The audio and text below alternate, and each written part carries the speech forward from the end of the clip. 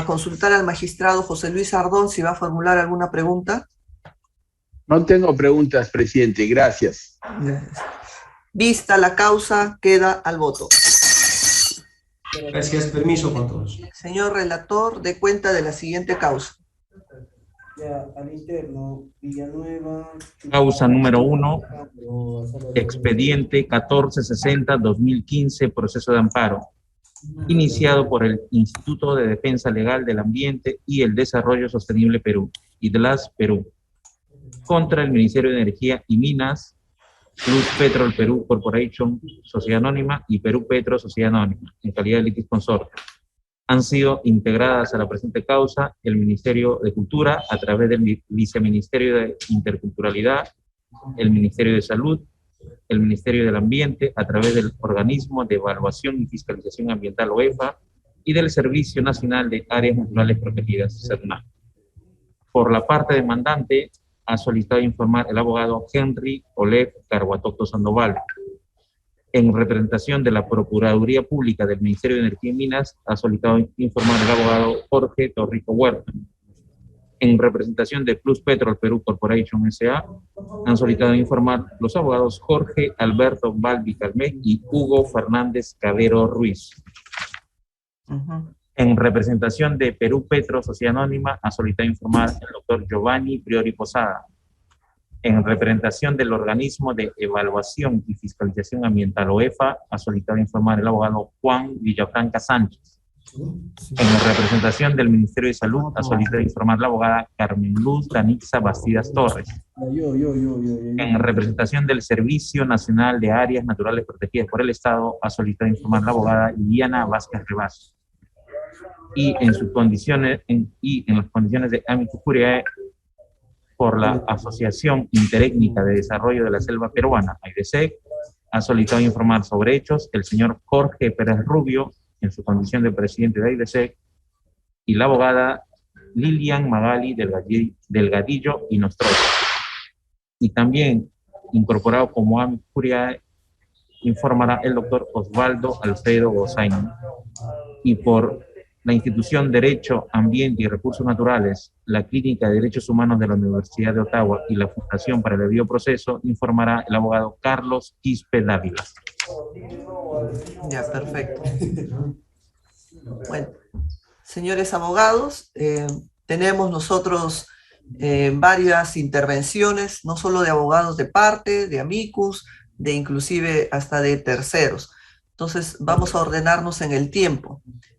Como hay varios codemandados, ¿no? Comenzando está la Procuraduría Pública del Ministerio de Energía y Minas, Plus Petrol, después OEFA, y así una serie de partes que están incorporadas al proceso.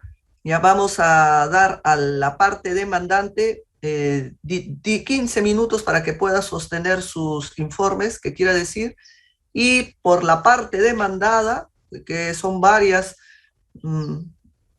intervinientes, 5 minutos por cada uno de ellos. En igual tiempo a los amicus, 5 minutos de manera estricta para poder atender y escuchar todos los argumentos. Abogado Priori, ¿está solicitando el uso de la palabra?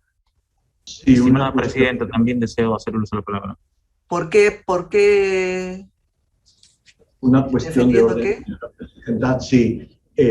Hay una, ADIESEP también está como parte demandante porque se incorporó como parte demandante. Entonces, asociación, AIDESEP. Sí, para organizar un poco los tiempos y la contradicción, creo que sería bueno que se identifiquen quienes van a hablar como parte demandante, porque creo que la parte demandada está identificada claramente. Pero hay dos asociaciones que son parte demandante. Una que originalmente planteó la demanda y la otra que se incorporó luego como parte demandante. A ver, hasta donde tengo la información del caso, AIDESEP está como un amicus. Secretario relator, así está consignado. Asociación Interétnica de Desarrollo de la Selva Peruana. AIDESEP figura como amicus. Y va a hacer uso de la palabra el señor Jorge Pérez Rubio como presidente de AIDESEP. y la abogada de AIDESEP, Magali Delgadillo y Nostroza. Secretario relator, verifique esta información. Efectivamente, presidente, es como usted lo ha descrito. Han sido Doctora, incorporados como amicus.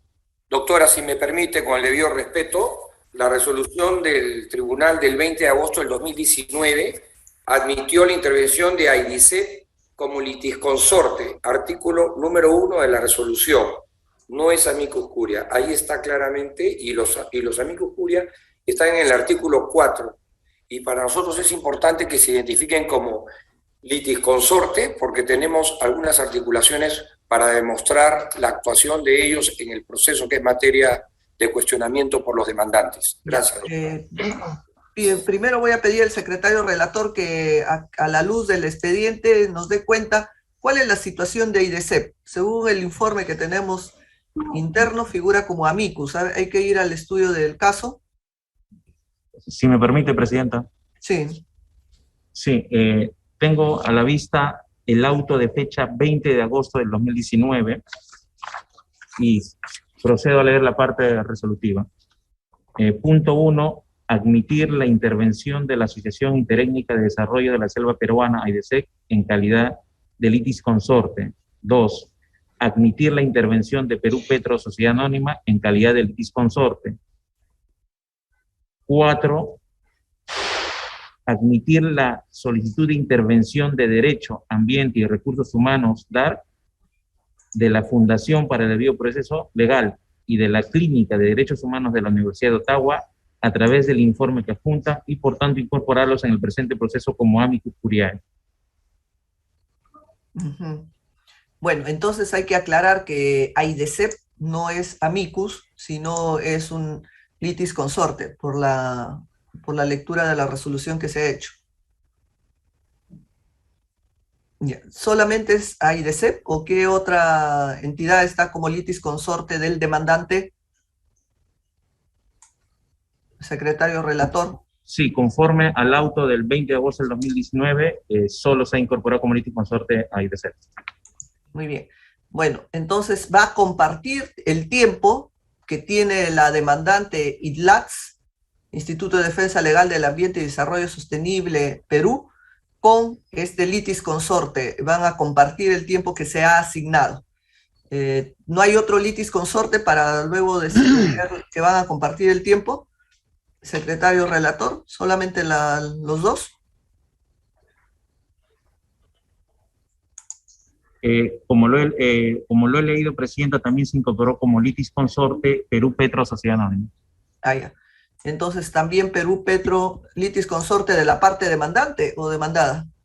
No, doctora, de la parte demandada somos. Ah, demandada, ya. Entonces, por la parte demandante está también AIDESEP como litisconsorte. ¿Me confirma? Secretario relator. Doctor, es conforme a lo que usted estaba afirmando. Para los demandados esa es la aclaración que usted ha mencionado, es la correcta. Son solamente dos. Ya. Bueno, entonces habíamos dicho que la parte demandante iba a utilizar, no recuerdo, 15 minutos. 15 minutos que se lo van a tener que compartir entre las dos instituciones. Se ponen de acuerdo internamente cómo van a hacer el reparto de su tiempo. 15 minutos por la parte demandante y luego los que hacen de parte demandada, los que hacen de amicus, 5 minutos. Si la parte demandada quiere hablar de hechos o codemandada quiere hablar de hechos, tiene 3 minutos y la defensa jurídica 5 minutos. Esos son los tiempos. ¿Ya? Vamos entonces a... Presidenta, disculpe, si me permite un minuto para hacer unas precisiones sobre los pedidos de suspensión de audiencia pública que se formularon en el expediente.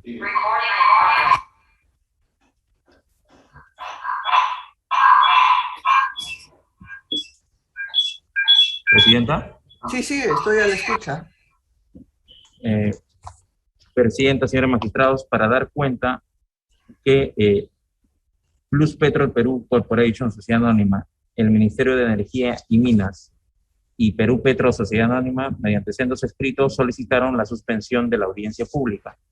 Al respecto, se deja constancia que que en la sesión del Pleno Jurisdiccional de fecha 19 de octubre del 2021, el Pleno decidió rechazar lo solicitado, puesto que, habiéndose programado la audiencia pública, las partes tendrán la oportunidad de esgrimir los argumentos de hecho y de derecho que correspondan a su posición en el ejercicio de su derecho de defensa. Tal decisión se comunicó el día de ayer mediante el decreto correspondiente a los correos electrónicos señalados por las partes, presidente. Sí, efectivamente, y la decisión fue por unanimidad. Bueno, con esa información previa vamos a proceder a escuchar el informe del abogado Henry Carguatotto, ¿ya? Y luego el abogado de AIDESEP tendrá que informar la abogada de AIDESEP, Lilian Magali Delgadillo y Nostroza. Todos tienen 15 minutos para poder exponer los hechos o los argumentos. En igual forma también va a informar el presidente de AIDESEP, ¿no? Jorge Pérez Rubios, 3 minutos sobre hechos, ¿ya? Bueno, vamos a proceder entonces a escuchar al abogado Henry Carguatotto. Muy buenos días, presidenta del Tribunal Constitucional. Muy buenos días, miembros del Tribunal Constitucional. El día de hoy voy a expresar las razones por las cuales se debería declarar fundado el amparo por omisión de consulta previa a comunidades nativas y afectación a los derechos de los pueblos en aislamiento voluntario y contacto inicial de la Reserva Territorial Coapacori Nahuanantis, que aparece en la diapositiva, está superpuesta en un 20% con el lote 88, que ahí se pueden observar los pozos de petróleo. Además, se observa del mapa que el territorio de la comunidad nativa de Segaquiato como Cachillari se encuentra íntegramente afectado por el lote 88 y por operaciones petroleras. Dicho eso, hay que advertir que los pueblos en aislamiento voluntario tienen derechos adquiridos porque su reserva se crea en 1990 mediante la resolución ministerial 04690 que aparece allí, y es posterior, 10 años después, que se suscribe y celebra el contrato de exploración y explotación del lote 88. Debido a los peligros que podían tener los pueblos en aislamiento voluntario, el gobierno peruano aprueba el decreto supremo número 028-2003 AG, en la cual establece que la reserva tiene el carácter de intangible. Además, que no se pueden desarrollar nuevas operaciones hidrocarburíferas o extractivas. En consecuencia, resulta una vulneración a su derecho de la libre autodeterminación de estos pueblos, a su vida, a su salud y a su integridad cultural, que se apruebe un estudio de impacto ambiental en el año 2012 para ampliar las operaciones del lote 88. Esto vulnera el artículo 26 de la Convención Americana de Derechos Humanos. Sobre la evidencia de afectaciones, hay que tener en cuenta que, de acuerdo al informe de Propurus, solicitado por el propio Ministerio de Cultura, llamado versión preliminar del estudio adicional de categorización, se puede advertir que en la página 37 se indica que este lote 88 superpuesto en 23% del territorio de estas poblaciones vulnerables es un peligro constante, es una afectación evidente, sobre todo para asentamientos de pueblos en aislamiento y contacto inicial ubicados en cuencas medias del río Camisea y Cachillari. No solo eso, también en su artículo 61 establece la alta vulnerabilidad biológica que tienen estas personas a enfermedades comunes para nosotros, como resfríos, neumonías o diarreas, que para ellos pueden ser mortales y pueden diezmar su ya pequeña población de personas. Por último, en este propio informe se señala en la página 143 que la mejor forma de resguardar la intangibilidad de la reserva y los derechos de los pueblos en aislamiento voluntario y contacto inicial es modificando o derogando el artículo 5 literal C de la ley 28736. Con relación a la consulta previa del contrato de licencia para la explotación de hidrocarburos en el lote 88, debemos advertir que la cláusula 13ª de este contrato suscrito con Perú Petro y Plus Petrol señala que el contratista se obliga a cumplir con la legislación referente a las comunidades nativas y campesinas. Y entre ellas se encontraba ya vigente desde 1995 el artículo 6 y el 15 del convenio 69 de la OIT, que señala que toda medida administrativa que afecta a territorios de los pueblos indígenas debe ser consultado. Y hemos visto en el mapa que es evidente esta afectación. Por lo tanto, el contrato de licitación debe ser consultado. Se arguye procesalmente que hay una prescripción extintiva. No. Los actos omisivos en la vulneración de derechos fundamentales no tienen un plazo que empiece a correr de caducidad hasta que cese este acto, y este acto no ha cesado. Por otra parte, en el ámbito de la consulta previa del estudio de impacto ambiental para la ampliación de operaciones del lote 88, hay que considerar que esta medida administrativa contenía una identificación de los impactos ambientales, sociales y culturales que iba a generar el proyecto, y además un plan de manejo ambiental para controlar esos impactos. En ese contexto, era una medida que era absolutamente consultable en la medida que tenía que ver con los derechos de los pueblos indígenas. Para ir concluyendo, hay que observar los estándares internacionales de consulta previa reconocidos por la Corte Suprema de Justicia en la sentencia de Acción Popular 29-126-2018 Lima, en cuyo sexto y decimotercer estándar se establece que todas las fases en la planeación e implementación de un proyecto, en este caso un megaproyecto que afecta a pueblos indígenas, deberían ser objeto de consulta previa, llámese contrato de licitación, llámese estudio de impacto ambiental y sus modificatorias. Así también dice que especialmente cuando haya una afectación directa o riesgos ambientales a su salud, a su cultura. Este es el caso, incluso se exige en este estándar consentimiento libre informado. Concluyendo, para dar pase a mi colega de AIDESEP y el informe de hecho correspondiente, hay que advertir que más allá de argumentos formales que van a escuchar, como por ejemplo pretendidas excepciones de litipendencia, prescripción extintiva, nulidad del auto admisorio, que estas poblaciones en aislamiento voluntario no pueden salir a hacer defensa por sí mismos. Nosotros acá, AIDC y DLAT, simplemente somos defensores procesales, pero quienes tienen afectación directa son ellos, que se enfrentan efectivamente a poderosos intereses económicos, y esperemos que se resuelva la causa conforme derecho y constitución política del Estado peruano. Muchas gracias. Doy pase al informe de hechos del doctor Jorge Pérez. Gracias. Primero vamos a hacer los informes jurídicos. Le pido por favor que deje de compartir la pantalla. Ya. Vamos a escuchar a la abogada Lilian Magali Delgadillo y Nostroza en representación de AIDESEP.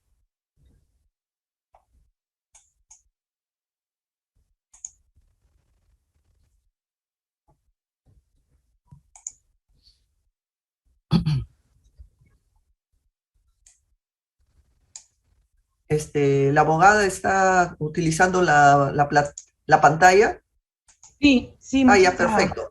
Le voy comunicando que tiene 8 minutos y medio de tiempo. Muchas gracias, señora presidenta.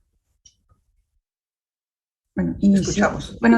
Buenos días nuevamente, señores magistrados del Tribunal Constitucional. Quien les habla es abogada en representación de la Asociación Interétnica de Desarrollo de la Selva Peruana, AIDESEP, respecto al presente caso por el expediente 1460-2015, proceso de amparo. Lo primero que debemos mencionar y resaltar es lo regulado por el convenio 169 de la OIT, tanto en su artículo 6 como en el artículo 15, que establecen el derecho a la consulta previa sobre toda medida legislativa o administrativa que afecte directamente derechos de pueblos indígenas, especialmente en sus territorios y su identidad étnica y cultural. Este acuerdo internacional tiene rango constitucional y está vigente desde el año 1995. Entonces, partiendo de esta premisa, nos preguntamos si el contrato de exploración y explotación del lote 88, suscrito en el año 2000, debió ser sometido a consulta previa. Y la respuesta para nosotros es inmediatamente que sí, porque las actividades contenidas en este contrato iban a afectar de manera directa a comunidades indígenas y nativas preestablecidas en una zona que sigue constituyendo su territorio ancestral.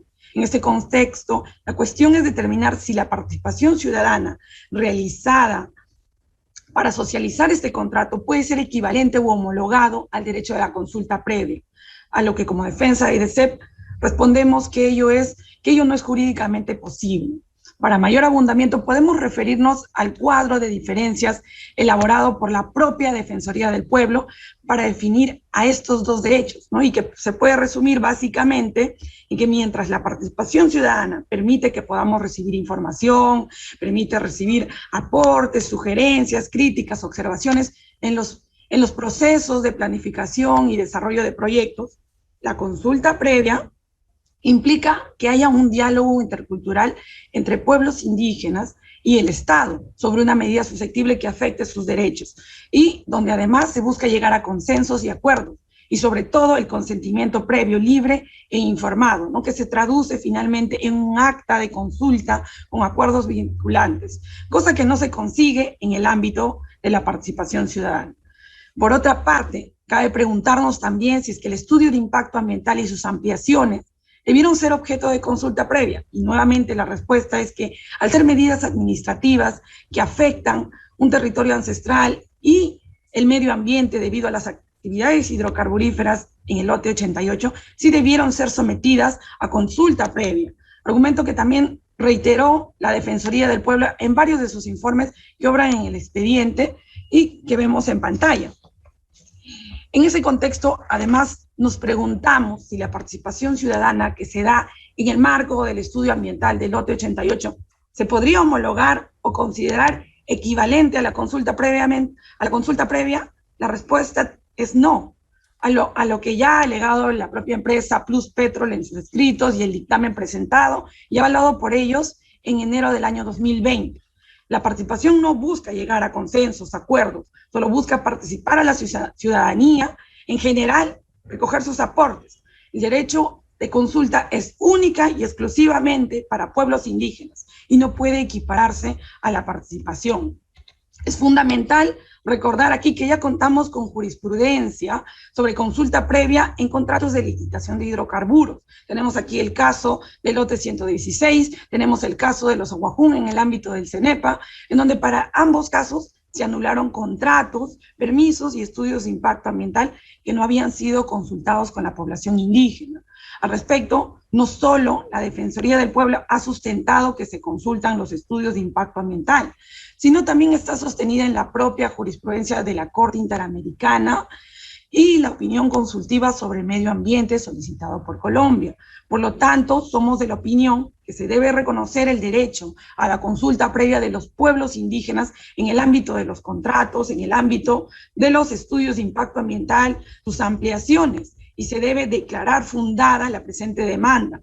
Máxime, si ya contamos con una sentencia de acción popular donde la Corte Suprema ha establecido que se debe hacer consulta desde las fases previas al proyecto de inversión, sobre todo cuando son evidentes las afectaciones a la salud, a la vida, a la integridad física y a la cultura de pueblos indígenas tan vulnerables como lo son los Piasi. Es todo por mi parte. Muchas gracias por su atención, señores magistrados. Queda todavía 3 minutos y medio. Si no van a hacer uso de ese tiempo, vamos a proceder a escuchar a la parte, el informe de hechos que va a realizar por AIDESEP el señor Jorge Pérez Rubio, presidente de AIDESEP. A ver, no sé con qué cámara está. Sí, que está. Muy buenos días. Déjeme ubicarla en su cámara. Sí, no. escuchan. Sí le escuchamos, pero quiero visualizarlo. Jorge Aidesep dice su link. Ya, Jorge Aidesep. Sí, ya se está visualizando, señor Jorge. Muchas gracias. Muchas gracias, magistrada. Y muchas gracias al miembro del Tribunal Constitucional. Yo estoy en la ciudad de Iquitos y aquí las señales medio pésimo. En realidad lo que estamos es de que los en aislamiento voluntario se liberen de cualquier tipo de amenazas que atenten contra la salud y la vida de estos hermanos. Está bien documentados y está demostrado de que estos pueblos no tienen la inmunidad que tenemos nosotros por las vacunas que hemos recibido durante nuestras vidas. Ellos son altamente a cualquier tipo de enfermedad, ¿no? Y pueden diezmar la población. organizados en AIDESEP, defendemos desde hace muchos años, no la hemos aislado, respetando su autonomía, respetando su de vivir. Decimos siempre de que si ellos están aislados es porque en algún momento quieran reincorporarse o regresar a nuestra sociedad, pero estén ahí, hay que darle la protección necesaria que está contemplando en la legislación, en nuestra legislación, ¿no? Como por ejemplo el sector petrolero es nociva, altamente incompatible, contamina las principales fuentes de agua, mucho movimiento de maquinaria, mucho movimiento de personal al interior del bosque donde ellos viven. Por medio del tema de derechos humanos, nosotros invocamos de que, por ejemplo, la vulneración de la ley de consulta previa sea, ¿no? De tal manera que todas las razas que están siendo conocidas desde mucho tiempo hasta los pueblos sean liberadas y dejarles a esos pueblos que vivan en paz y en tranquilidad. Muchas gracias.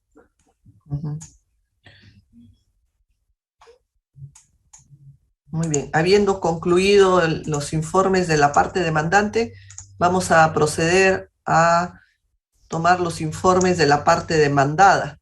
Entonces, al respecto, tenemos este siguiente orden. Empezaremos con el abogado, por la Procuraduría del Ministerio de Energía y Minas, MINEN, el abogado Jorge Torrico Huerta. Buenos días, muy agradecido, señorita presidenta. En representación del Ministerio de Energía y Minas, voy a oralizar la pretensión del Estado. En primer orden, hemos deducido excepciones procesales contra la presente demanda. La primera excepción que hemos deducido es la de incompetencia por razón de grado, teniendo en cuenta que el abocamiento de fondo por parte del Tribunal Constitucional en la presente demanda vulnera lo establecido en el artículo 51 del Código Procesal Constitucional, según el cual es competente para conocer el proceso de amparo el juez del lugar donde se afectó el derecho o tiene su domicilio principal el afectado. Y además, cualquier pronunciamiento de fondo que emite el Tribunal Constitucional sobre la materia sería expedido en única instancia, lo cual viola el principio de la doble instancia establecido en el artículo 139 de la Constitución Política del Perú.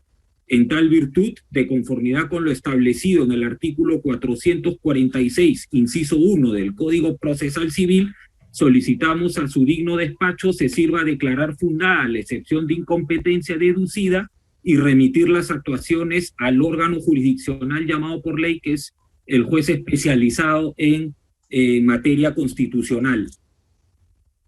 También hemos deducido la excepción de litis pendencia por el siguiente motivo, porque la parte demandante, con anterioridad al presente caso, ha interpuesto una demanda el día 21 de agosto del año 2012 ante el segundo juzgado constitucional transitorio de Lima, en donde solicita como pretensión principal que el MINEN deje sin efecto la aprobación del estudio de impacto ambiental del contrato de licencia para la explotación de hidrocarburos en el lote 88, lo cual es una pretensión idéntica a la que se está ventilando en la presente demanda.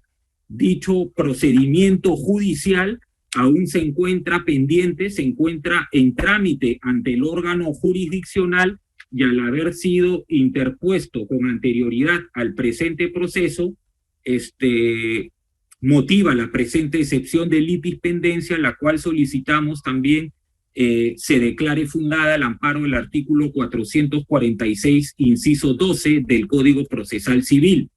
Finalmente, hemos deducido la excepción de prescripción contra la presente acción, porque lo que se viene cuestionando en el presente caso es que el estudio de impacto ambiental aprobado a través de resolución directoral 102 del año 2012 por la Oficina de Asuntos Ambientales Energéticas del Ministerio de Energía y Minas debe ser sometido al procedimiento de consulta previa.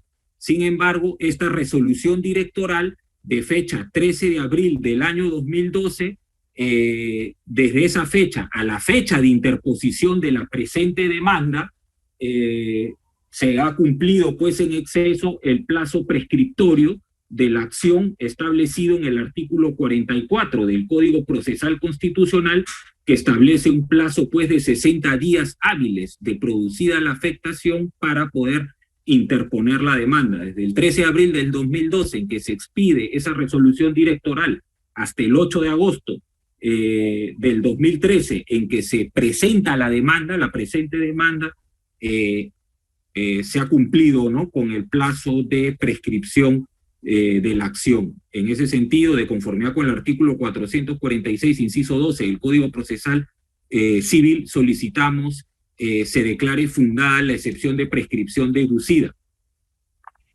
No sé si es que se va a correr traslado de las excepciones a las partes o prosigo con mi informe de fondo. Señorita Presidenta.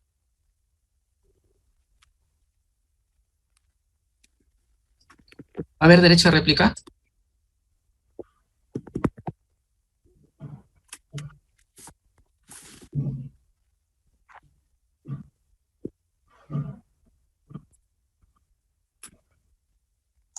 Le decía, bueno, este es un informe oral y le pido que eso, en relación a ello, emita todos sus argumentos que en su momento el tribunal evaluará.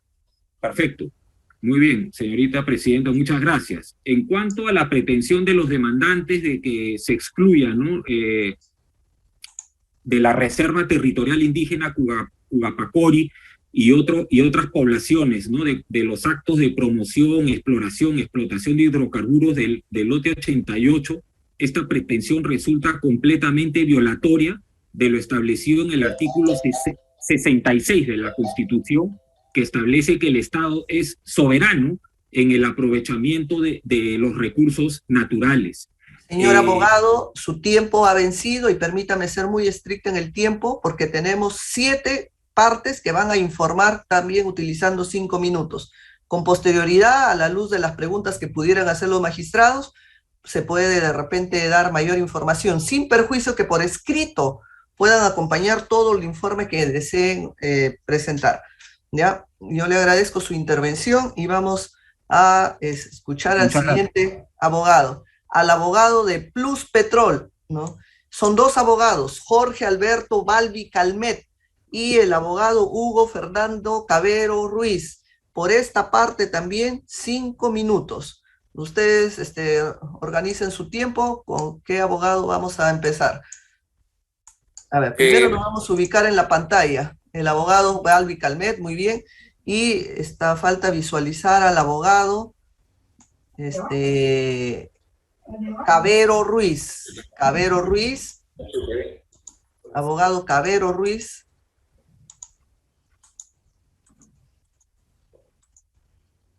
Estoy apreciando en pantalla todo al abogado Balbi Calmet, falta el abogado Cabero Ruiz.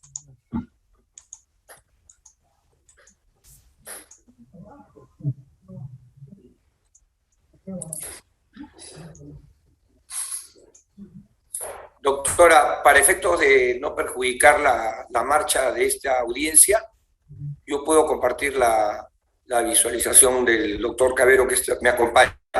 Y si me permite, yo voy a pensar el informe y el doctor Cabero va a terminar con las observaciones de carácter formal, teniendo en cuenta que se han planteado excepciones y cuestionamientos previos, pero que la sala ha determinado, el Pleno ha determinado que también los aspectos de forma se van a ver en esta audiencia. Así que le rogaría que empecemos a contabilizar tan pronto usted me dé la conformidad. Ya, entonces vamos a empezar con usted y esta parte tiene 5 minutos. ¿Ya? El señor abogado puede hacer uso de la palabra. Muchas gracias, señora presidenta, señores magistrados. Este caso trasciende lo que es un proceso normal de una acción de amparo dentro de lo que son las contingencias y los efectos y precedentes que puede conllevar. Tal como ha señalado el abogado de la parte demandante, su pretensión original en el año 2013, agosto del 2013, que se empezó este proceso, esto es hace 8 años, se inició para cuestionar la aprobación, una potencial aprobación del estudio de impacto ambiental que estaba desarrollando Pluspetrol para ampliar sus actividades de operación, que se iniciaron teniendo en cuenta el contrato de licencia que se formalizó en diciembre del año 2000 y que además fue aprobado por un estudio de impacto ambiental general para toda la zona en el año 2002. Pido que se advierta entonces que cuando se presente esta demanda, habían transcurrido ya 11 años de intervención y de participación del Estado y de Pluspetrol dentro del área que es en cuestión. Es importante también señalar que para la aprobación de ese estudio ambiental de esa época, ya Pluspetrol y el Estado habían cumplido con una serie de formalidades desarrollando audiencias y participaciones por parte del Estado. Pido también que se tenga en cuenta que la famosa ley de consulta en el Perú, con las formalidades y rigurosidad que se establece, es recién del año 2012. Si bien es cierto, existe el convenio de la OIT 169 aprobado, este no establecía requisitos y formalidades tan en detalle como están recién en esta ley que ahora se pretenden formalizar. Pues bien, ¿qué sucede entonces con la pretensión original del año 2013? Esta pretensión original del año 2013 se presentó tal como ha señalado perfectamente el representante del Ministerio de Energía y Minas en el año 2012, se empezó este proceso y en el 2013-2014 se dio la aprobación por parte del Ministerio de Cultura, que inicialmente había formulado 36 observaciones que fueron levantadas una a una por Pluspetrol, aprobadas por el Estado, Ministerio de Cultura, y aprobadas también por el Ministerio de Energía y Minas, cuando aprueba el estudio de impacto ambiental para la ampliación. Lo que quiero tratar de demostrar es que en esa ampliación, señores magistrados, a esa área, Pluspetrol entró, desarrolló las actividades de exploración y en el año 2016-2017 Pluspetrol se retiró de la famosa área materia a esta demanda. Y en el año 2019 constan los documentos que Pluspetrol salió formalmente y ya no tiene ninguna participación en esta área que era el objeto de esta acción. Esta acción en primera y segunda instancia fue declarada improcedente por un aspecto netamente formal de jurisdicción al cual no me voy a realizar. Consecuentemente, también se planteó en su momento la sustracción de la materia. ¿Pero qué sucedió?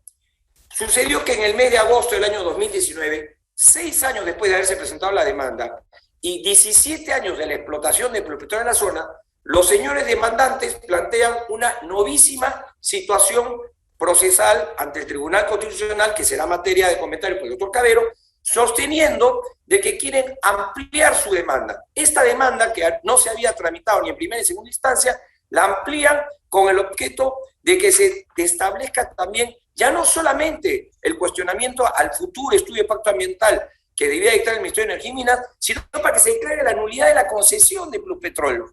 Así como están escuchando, la nulidad del contrato de la concesión del año 2000 y que fue aprobado por el estudio de impacto ambiental para su desarrollo en el 2002, 17 años después.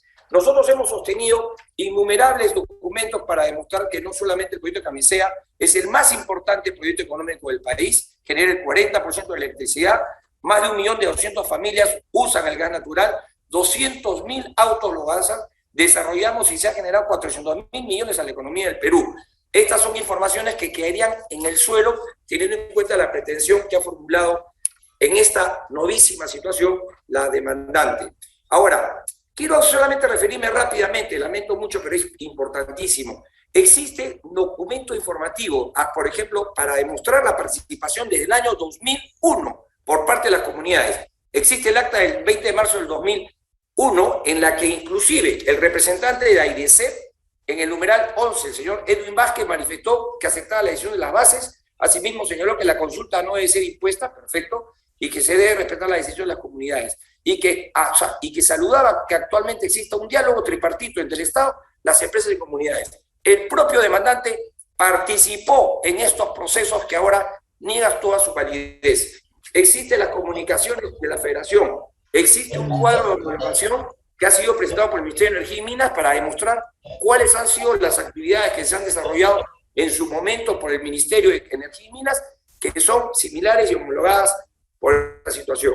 Y finalmente, pido, para terminar, pido que se tenga en cuenta últimamente, señora magistrada, que existe inclusive un informe del señor James Amaya, relator especial de las Naciones Unidas, en una visita del 6 al 13 de diciembre del 2013, que saludó el proceso que había desarrollado el Estado de Flupetrol para la participación de las comunidades en el caso de Camisea.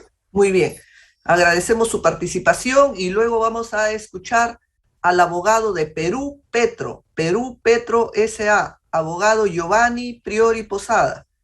Buenos días. Abogado Priori Posada. Buenos días. Déjeme ubicarle en la pantalla un ratito. Pregunta para él. ¿Puede iniciar su video, por favor? Ya. 5 minutos para que exponga los argumentos de su representada. Muchas gracias, señora presidenta, señores magistrados. Vengo en representación de Perú Petro para solicitar dos cosas. En primer lugar, que se declare improcedente la demanda y su modificación presentada ante este Tribunal Constitucional. Y en segundo lugar, que se declare infundada la demanda. Son 4 las razones por las cuales mi representada solicita que la demanda sea declarada improcedente. La primera, como se acaba de manifestar, la demanda del 8 de agosto del 2013, que fuera declarada improcedente liminarmente en primera instancia, contenía una serie de pretensiones a futuro para solicitar que se realice la consulta previa antes de la aprobación de un estudio de impacto ambiental para la ampliación del programa de exploración del lote 88. Sin embargo, ese acto futuro sobre el que la pretensión original se refería ya se produjo el 22 de enero del año 2014 mediante una resolución ministerial del Ministerio de Cultura. Se emitió una opinión técnica vinculante para la aprobación del estudio de impacto ambiental. Y el 27 de enero del 2014, el Ministerio de Energía y Minas aprobó el estudio de impacto ambiental. No solo eso, señora presidenta, todas esas actividades se realizaron sin ningún incidente reportado y concluyó esa actividad, razón por la cual las pretensiones originalmente planteadas ya no tienen sentido de ser planteadas en este proceso. Segundo, razón por la que la demanda debe ser declarada improcedente. El 31 de julio del año 2019, cuando este caso ya estaba en el Tribunal Constitucional, la demandante formula una nueva pretensión, que es la nulidad del contrato de licencia, 19 años después que el contrato había sido suscrito. Esta demanda debe ser declarada improcedente. Primero, porque viola el derecho al debido proceso de todos los que estamos aquí, que no tenemos derecho a la pluralidad de instancia, a la prueba y a la defensa, pero además porque el Tribunal Constitucional no es competente para conocer en única y definitiva instancia las pretensiones planteadas en el proceso de amparo. Conoce en última instancia, y esta pretensión jamás fue planteada en las instancias anteriores. Pero además, como ha sido explicado, ha largamente prescrito la posibilidad de cuestionar un contrato que se ha suscrito hace 21 años. En tercer lugar, como ha sido explicado también por el Ministerio de Energía y Minas, existe otro proceso en trámite en un juzgado constitucional que sí admitió la demanda sobre las mismas cuestiones que se han traído a este Tribunal Constitucional. Y por esa razón, la demanda también debería ser declarada improcedente. Y termino con las razones de improcedencia, señora presidenta. En la pretensión originalmente planteada, se ha solicitado el control difuso como pretensión, el control difuso de normas sobre las cuales largamente ha vencido el plazo para ser presentada una pretensión de inconstitucionalidad en una acción popular o una acción de inconstitucionalidad. Paso a los argumentos de fondo. ¿Por qué la demanda debe ser declarada infundada? En un Estado constitucional no existen derechos absolutos. No existen fórmulas del todo o nada. La demanda que ha sido planteada es una demanda que formula derechos fundamentales en términos absolutos. Se pretende, se hace creer a este tribunal y al Poder Judicial que aquí la única manera de proteger los derechos que se están invocando es anulando anulando el contrato que es objeto de esta demanda. Sin embargo, en un Estado constitucional Eso no es así, señora jueza, señora presidenta. En un Estado constitucional, lo que se busca es fórmulas combinatorias, fórmulas que ponderen los derechos fundamentales. Y en materia de reservas indígenas, eso es así. Voy a citar la directriz de protección para los pueblos y poblaciones en aislamiento y contacto inicial de las Naciones Unidas, que señalan lo siguiente: en caso de ubicarse un recurso natural susceptible de aprovechamiento, se deberá intentar armonizar los derechos territoriales de los pueblos indígenas a las necesidades públicas de los estados. Esto exactamente también ha sido dicho por la Comisión Interamericana de los Derechos Humanos en el año 2013. Y por esa razón, cuando se crea la Reserva Territorial recién en el año 2003, el artículo 3, señora Presidenta, el artículo 3 de la resolución que crea esta reserva dice: precísese además que aquellos derechos Señor abogado, su tiempo ha concluido. Termino, si me permite, con la cita de esta norma. Termine con la cita. 10 segundos. Gracias, señora Presidenta. Precísese además que aquellos derechos de aprovechamiento de recursos naturales actualmente existentes deberán ejercerse con las máximas consideraciones a fin de garantizar la no afectación de los derechos de pueblos indígenas. Es decir, la concurrencia de los dos derechos, la protección de esos dos derechos. Por esas razones, solicitamos que si no se declara improcedente, se declare infundada la demanda presentada. Muy bien. A continuación vamos a escuchar a la representante del Organismo de Evaluación y Fiscalización Ambiental, OEFA, abogado Juan Villafranca Sánchez. Juan Villafranca Sánchez. A ver, primero hay que ubicarle en la pantalla. El abogado Juan Villafranca. Doctora, buenos días. A ver, un minuto, no lo...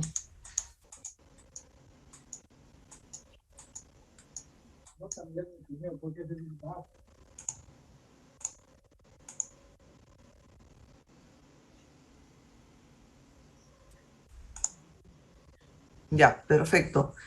¿Podrían cuadrar un poquito mejor su cámara porque no se le aprecia el rostro hacia arriba? Ahí. ¿Está bien, doctora? O... Sí, ahí se le aprecia, abogado Villafranca. Usted viene por la OEFA y le vamos a dar 5 minutos para que exponga los argumentos de su representada. Okay, puede señora... iniciar su informe. Gracias, señora presidenta. Señora presidenta, el Organismo de Evaluación y Fiscalización Ambiental impulsa y promueve el cumplimiento de las obligaciones ambientales en los agentes económicos y la mejora del Sistema Nacional de Gestión Ambiental de manera articulada, efectiva y transparente, con el fin de resguardar el equilibrio entre la inversión en actividades económicas y la protección ambiental y de esa manera contribuir al desarrollo sostenible del país.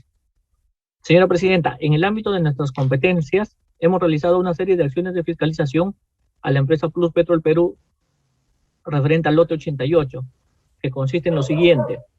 Del año 2011 al año 2019, la Dirección de Supervisión Ambiental en Energía y Minas, DESEN, del OEFA, ha realizado 36 acciones de supervisión a fin de verificar el cumplimiento de las obligaciones ambientales fiscalizables en el lote 88. De estas, una acción de supervisión se encuentra en análisis de resultados y las 35 acciones de supervisión restantes generaron 32 informes de supervisión que culminaron de la siguiente manera. En 15 informes de supervisión se archivó el expediente de supervisión. En 17 informes de supervisión fueron derivados a la Dirección de Fiscalización y Aplicación de Incentivos de FAI del OEFA. Respecto a las medidas administrativas ordenadas por el OEFA respecto al lote 88, debemos señalar que las medidas administrativas ordenadas por la DESEN, el OEFA a través de la DESEN está facultada para dictar en la etapa de supervisión las siguientes medidas administrativas. 1. El mandate de carácter particular. 2. La medida preventiva. 3. Los requerimientos sobre instrumentos de gestión ambiental. Y 4. Otros mandatos dictados de conformidad con la Ley 29325, Ley del Sistema Nacional de Evaluación y Fiscalización Ambiental. Sobre el particular, es preciso indicar que la DESEN del OEFA a la fecha no ha dictado medidas administrativas respecto al lote 88. De otro lado, con relación a las medidas administrativas ordenadas por la DEFAI, debemos señalar que a la fecha existen 4 medidas dictadas por la DEFAI y estas son las resoluciones directorales 1017-2015, OEFA/DEFAI, la 0509-2015-OEFA/DEFAI y la la número 1239-2017-OEFA/DFAI y la número 0017-19 Asimismo, se precisa que no se han impuesto multas coercitivas contra la empresa Pluspetrol Norte. Muchas gracias, señor presidente. Habiendo concluido su informe, el representante de la OEFA, vamos a escuchar a la representante del Ministerio de Salud, la abogada Carmen Luz Danitza Bastidas Torres. Abogada Bastidas Torres.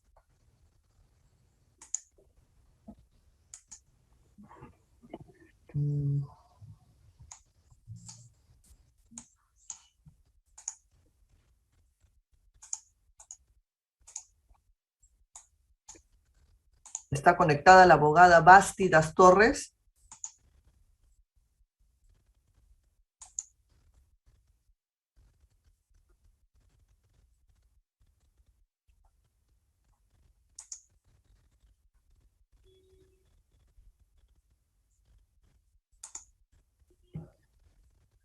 O de repente está usando otra cuenta con otra identificación, pero no se ubica la abogada Bastidas Torres en la plataforma. Secretario relator, a ver, aprecie.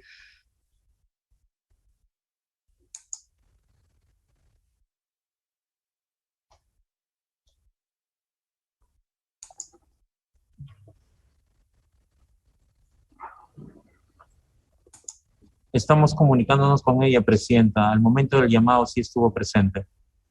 Bueno, en este momento del informe oral no está presente. Vamos avanzando con la siguiente intervención del Servicio Nacional de Áreas Naturales Protegidas por el Estado, SERNAM.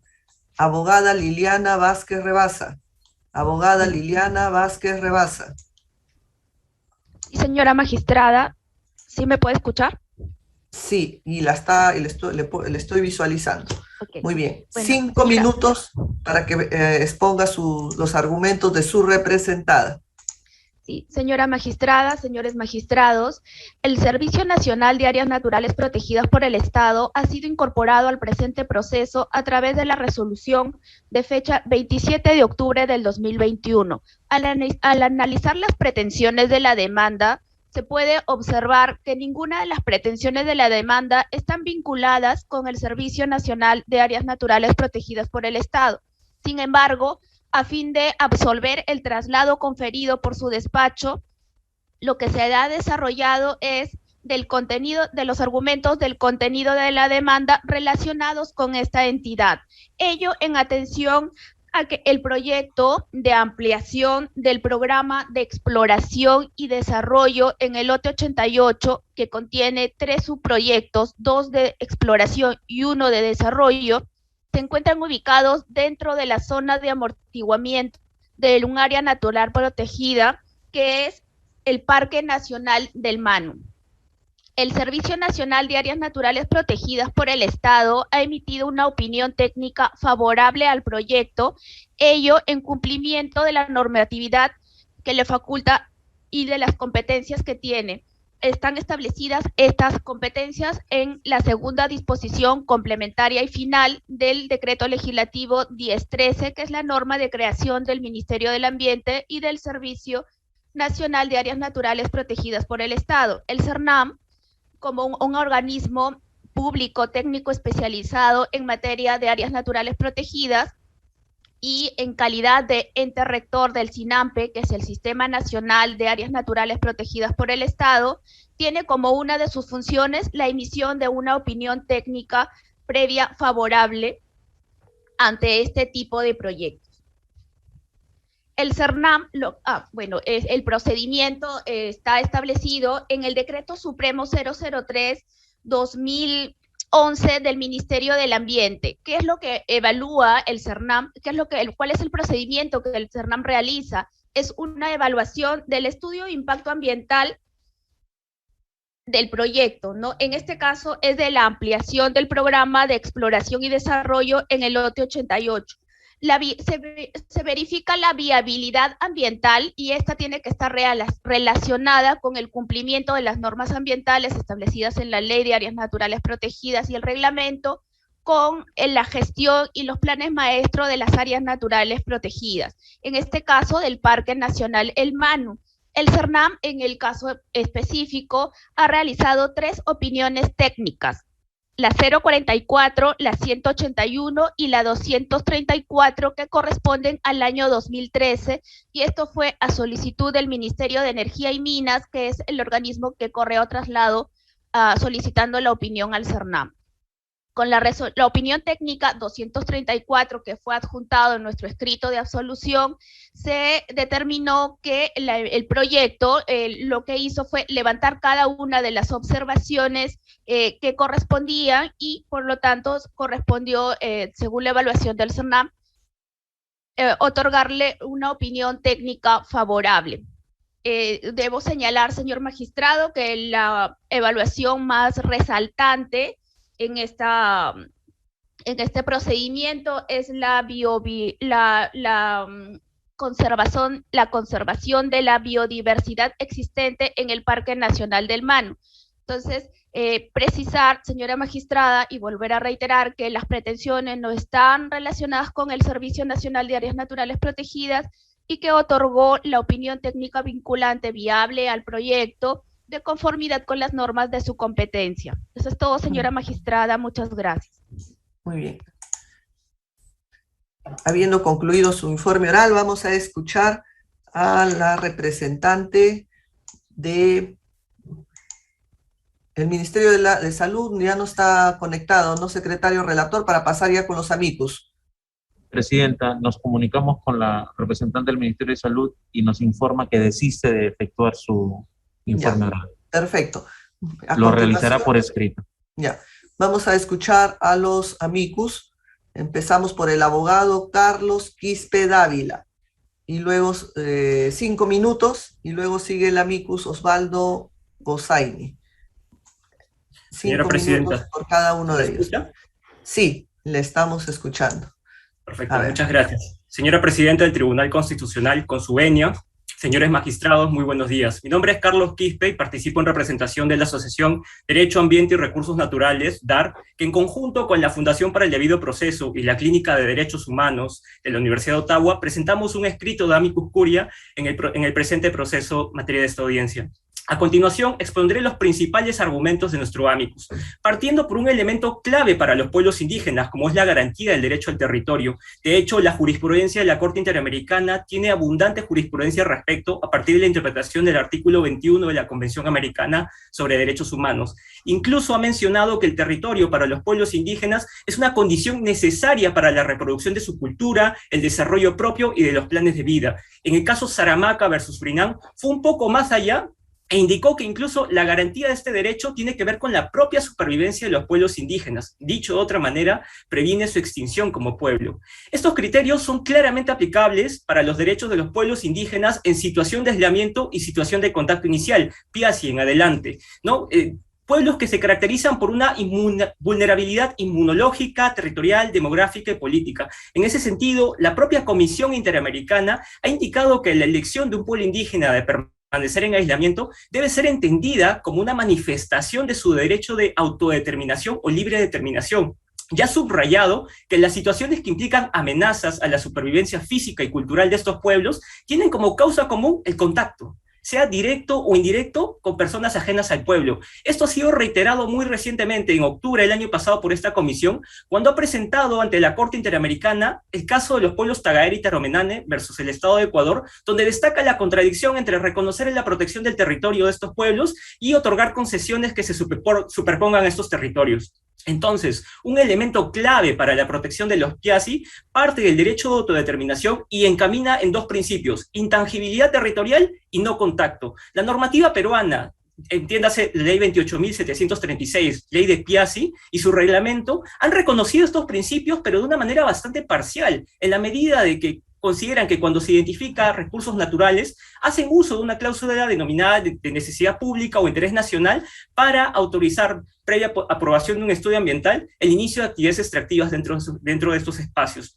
esta normativa claramente contradice los criterios jurisprudenciales establecidos por la Corte y también los estándares y recomendaciones que la Comisión Interamericana ha ido fijando. Ciertamente, abocándonos al caso concreto de la Reserva Territorial Huapacori, Nahuananti y otros, que tiene superpuesto al lote 88 en materia de esta audiencia, debemos mencionar que existen informes públicos de parte del Ministerio de Salud en los análisis de situación de salud, ASIS, donde se da cuenta de los problemas de salud que existen dentro. Por ejemplo, tenemos el ASIS-NANTI del año 2014, que indica los elevados niveles de enfermedades diarreicas agudas e infecciones respiratorias agudas en los pueblos NANTI que habitan dentro de esta reserva. Mucho peor aún es el informe ASIS-NAHUA del año 2017, que incluso indica que de una muestra tomada el 41% de población de Santa Rosa de Serjali, se encontró que el 78% presenta concentraciones de mercurio inorgánico. Aún se desconoce la fuente de contaminación. De hecho, el propio informe indica que puede ser o el consumo de pescado contaminado con mercurio o las actividades desarrolladas por el proyecto gasífero Camisea. La propia página 110 de este informe indica o sugiere que se lleve a cabo un análisis serio y riguroso respecto a las emisiones de mercurio, sea por vía aérea o a través de las aguas de producción diseminadas durante la etapa de exploración y perforación. Ahora, entonces, con estos antecedentes, como lo he mencionado, hasta la fecha no se determina la fuente contaminante. Estamos hablando de un informe del 2017, estamos en 2021, y estos pueblos se encuentran en completa desprotección.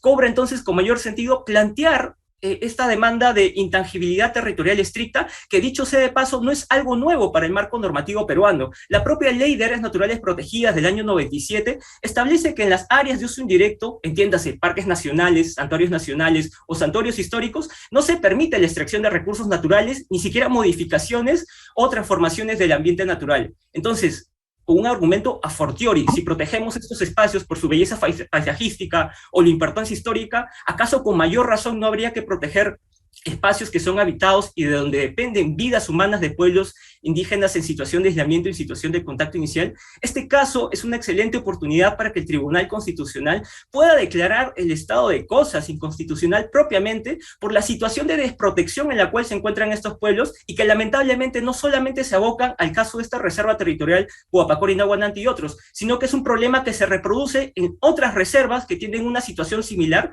y casos de solicitudes de reservas presentadas en los 90 y que hasta la fecha no han sido atendidas. Entonces, solicitamos en este informe que hemos presentado que se pueda exhortar a las autoridades estatales, especialmente el Viceministerio de Interculturalidad, que es el ente rector de este tema, y el propio Ministerio de Energía y Minas para adoptar medidas para proteger la vida e integridad de estos pueblos. Desde luego, este es un importante caso. Señor abogado, su tiempo ya ha concluido. Le agradecemos su intervención en su calidad de amicus. Y vamos a terminar con la intervención como amicus del profesor Osvaldo Alfredo Gossaini. De igual forma, 5 minutos. Vamos a activar. Estoy con la cámara inactivada, doctora. Sí, exactamente. ¿Puede activar su video, por favor? Muy bien. Bueno, bienvenido a la plataforma del Tribunal Constitucional. 5 minutos, le escuchamos, señor abogado, amicus en este caso. Bueno, un gran honor primero poder participar ante tan prestigioso tribunal, donde tengo grandes recuerdos, grandes amigos y la posibilidad de poder dirigirme a ustedes en una calidad que ustedes bien llaman amicus curiae, como amigo del tribunal, pero que aquí en Argentina el amicus curiae se entiende como aquel que puede presentar un dictamen a favor de una de las partes que la requiere. No es esa la condición en la cual yo acepté participar. Cuando me requirió el doctor Balbi, el estudio del doctor Balbi, le dije que iba a emitir una opinión en condición de experto neutral, ayudarlo al tribunal, no darle una posición que le diera una ventaja hipotética entre los demás.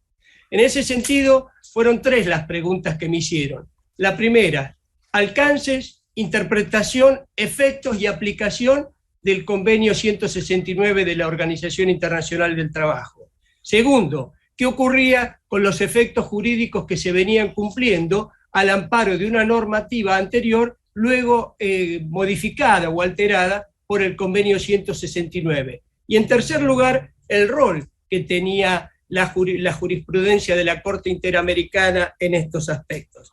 En ese sentido, no fue muy difícil poder alcanzar una respuesta para el primer punto, donde concluimos sobre la obligatoriedad y acatamiento y aplicación del convenio 169, porque ya había sido contemplado en esa literatura de aplicación por las leyes 28.736 y después la 29.785. Esta última, que muy importante, porque si bien se referían al derecho de participación ciudadana, no es algo significativo diferente al derecho de consulta. Se trata todo de estar enmarcado en el acceso a la justicia y en el derecho a ser oído. Pero esta última ley decía que no serviría para derogar normas administrativas dictadas bajo un reglamento anterior. Por eso, para nosotros, estaba claro que el convenio 169 le daba el derecho a los pueblos indígenas a mantener y fortalecer sus culturas, sus formas de vida y las instituciones propias, y así como su derecho a tener una participación efectiva. Evidentemente, ese derecho a la participación fue entendido no solo por las comunidades que estaban alcanzadas en las zonas de influencia, sino también a través de la representación adecuada que tuvieron en las oportunidades de las audiencias públicas, cuando no solo fueron representadas las comunidades, sino también a través de la intervención obligatoria de la intervención técnica del viceministro de Interculturalidad, el cual tenía una opinión que había suplido esa intervención anterior, es decir, el alcance. Por eso, cuando se nos da a entender el tema del alcance del convenio 169, tuvimos que tener en cuenta ese marco de aplicación sobre un contrato que ya tenía varios tiempos de ejecución, donde también había sido ya casi abandonado, la explotación se había acotado a ese lote 88, y ahí vimos algo que nos pareció importante. Una institución que no existe en el derecho latinoamericano, pero que sí existe en Alemania y Europa, que se llama la Verwirkung, el retraso desleal en el ejercicio de una pretensión. Cuando alguien, pretendiendo como si fuera una acción de lesa humanidad, pretende vulnerar derechos ya consolidados, derechos que ya han perdido vigencia porque han tenido, y eso nosotros lo advertimos en este dictamen cuando le señalamos que no se trata de una cuestión de prescripción de normas o de situaciones. Finalmente, la interpretación jurisprudencial. La Corte Interamericana no trata el convenio 169 como un tema de derechos humanos. Es más, lo aloja y cobija en el ámbito donde se da, las relaciones laborales. Por eso, si bien es cierto que las poblaciones aborígenes divididas en países independientes o en aquellos que tienen tradición, las ha recogido la jurisprudencia de la Corte, pero solamente ubicando 3 artículos que no son los que fundamentan la demanda. Han sido el 8, garantías, 25, derecho al proceso, y el 21, derecho de propiedad. Pero nunca se ha ocupado de este tema cuando se refirió a derechos sociales, económicos y culturales. Es mucho más amplio el informe, pero todo es cuanto puedo resumir en esta acotada intervención. Agradezco muchísimo que me hayan dado esta oportunidad.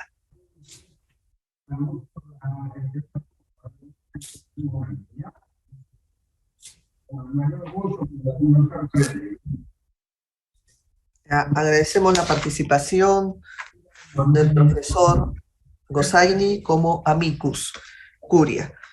Se han concluido los informes orales y a continuación vamos a preguntar a los magistrados si van a formular alguna pregunta a los abogados intervinientes.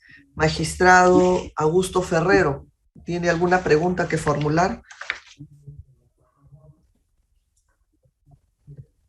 Muchas gracias, doctora. No tengo ninguna pregunta. Ya, gracias. Magistrado Manuel Miranda.